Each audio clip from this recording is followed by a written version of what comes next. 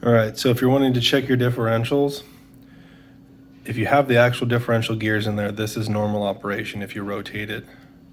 So if you rotate one wheel, the other wheel will rotate opposite. And then if you rotate your drive shaft, they should all turn the same direction. But if you can't rotate the drive shaft or rotate both wheels at the same time, you'll need to remove this set screw here to pull the drive line off of one side. And then with that removed, you can pop the drive line off. And then if you still can't move your differential,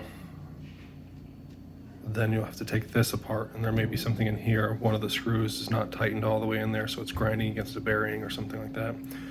But if you can roll this, but not roll the drive line again, you can disconnect your other differential as well. And if your other differential moves, then your motor case is what's binding. And then in that, we can pull that out. You could have a washer or something stuck in the motor itself, preventing it from rotating.